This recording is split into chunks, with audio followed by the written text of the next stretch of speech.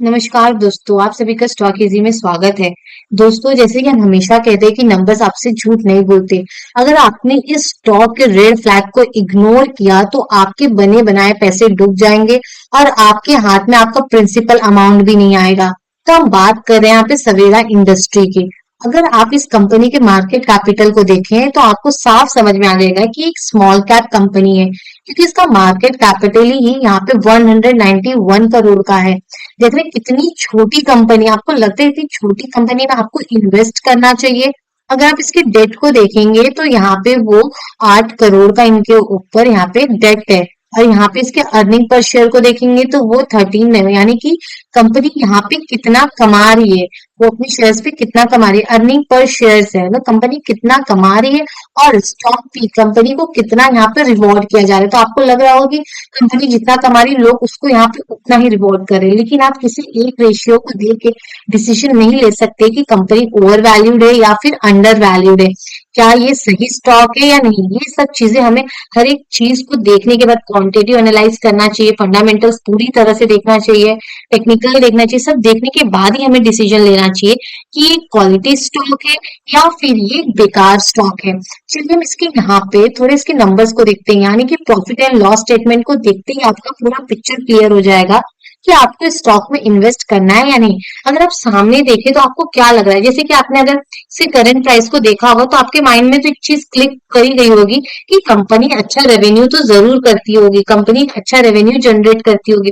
लेकिन आपका यहाँ पे भ्रम टूट जाएगा, क्योंकि आप यहाँ पे देखिए, यहाँ 2014 में इनका कितना रेवेन्यू था, सिर्फ और सिर्फ 56 करोड़ का। और आज का मार्च 2025 में कितना है इनका, सिर्फ 80 करोड़ का। आप देख रहे हैं कंपनी ने कितना गंदा यहाँ पे काम किया है। क्या आप इसको कहेंगे कि आपको लगता है इसका प्राइस 160 होना चाहिए मार्केट में, कि कंपनी कोई रेवेन्यू जनरेट नहीं कर रही? देखिए, आप अपने आंखों से देखिए, बीच बीच में तो इनका रेवेन्यू गिर भी गया है। मार्च 2022 में देख लीजिए, कंपनी ने कुछ अच्छा काम नहीं किया यहाँ पे। यहाँ न कि यहाँ पे इनके यहाँ पे एफर्ट्स भी नहीं दिख रहे। आप देखिए, आपको लगता है कंपनी ने कोई मेहनत किया है?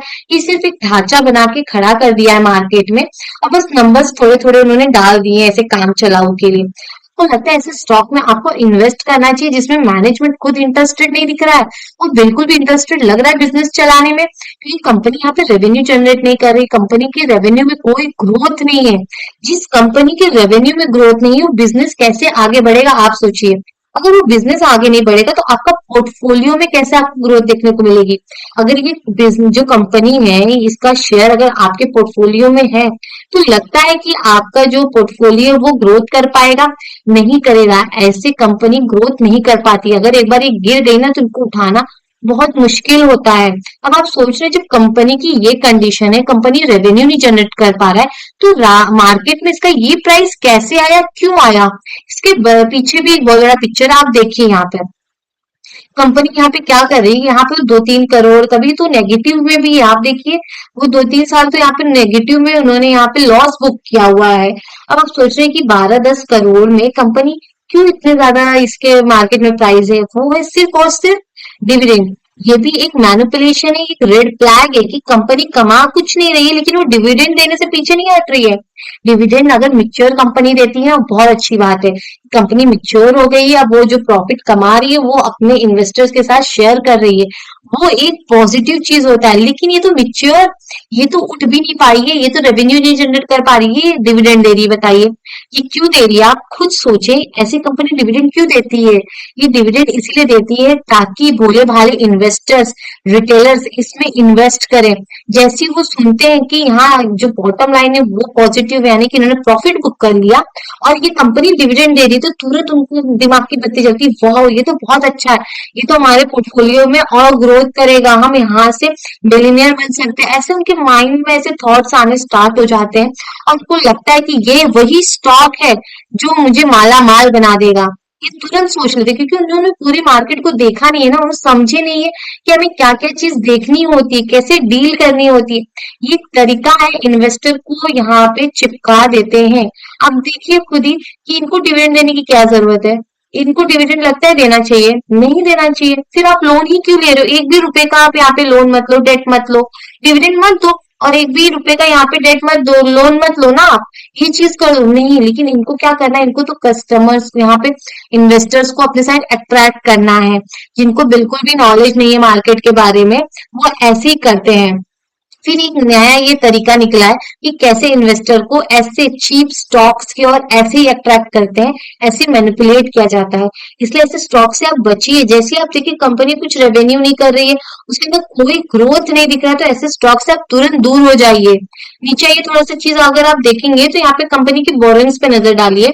आप सोचते हैं कंपनी काफी यहाँ पे अपने आप को इम्प्रूव किया है, 2014 में सिर्फ 20, इनके पास 26 करोड़ का यहाँ पे बोरो था, यानी कि डेट था, कर्ज था इनके ऊपर।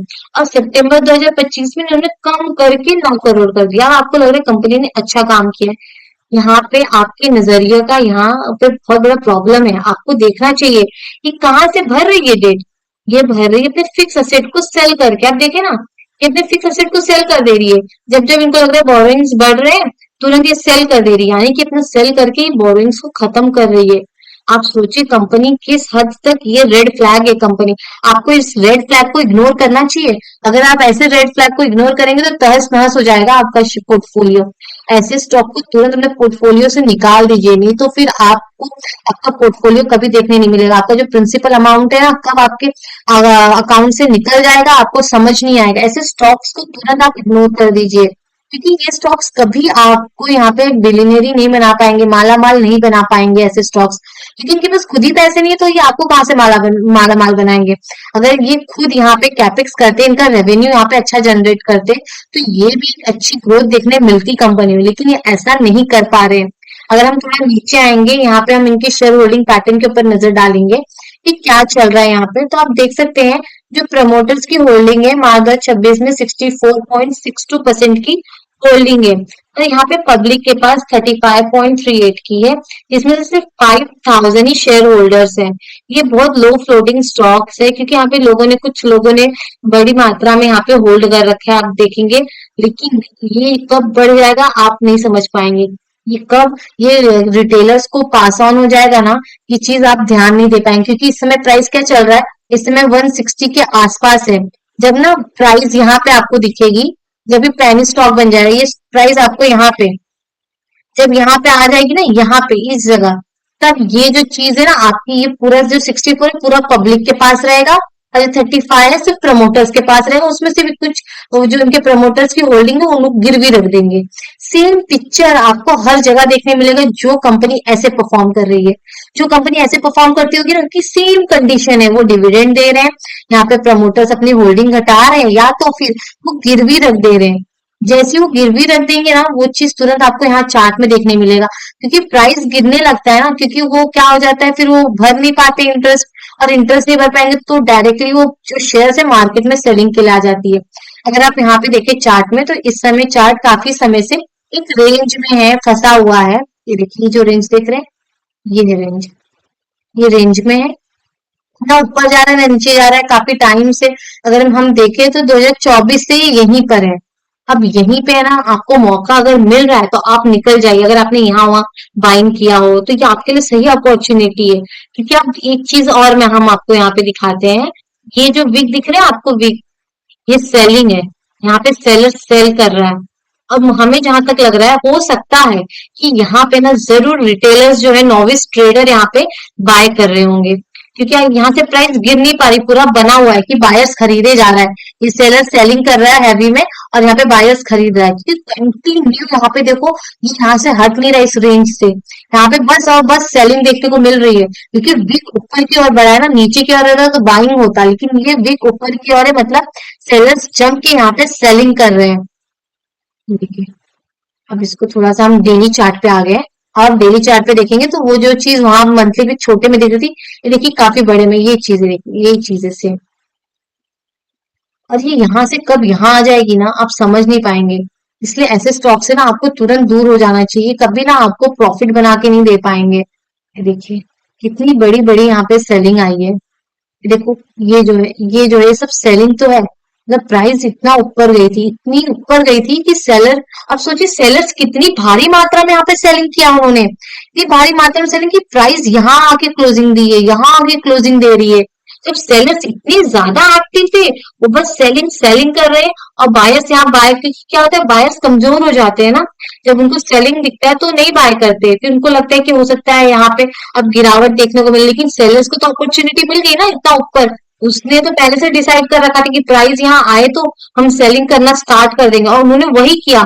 उन्होंने तुरंत यहाँ पे सेलिंग करना स्टार्ट कर दिया, बिना रुके थमे कंटिन्यू सेलिंग कर रहा है, और अभी भी इस शेयर में सेलिंग चल रही है। आप देख रहे हो कितने बड़े बड़े बैरिश कैंडल यहाँ पे फॉर्म हो रहे हैं, देख रहे हो, ये देख रहे हो, ये देखो एक भी आपको दिख रहा है ग्रीन कैंडल, एक दिख जा रहा है मुश्किल से, ये देखो, क्योंकि उन्होंने सेलिंग किया है ना यहाँ पे।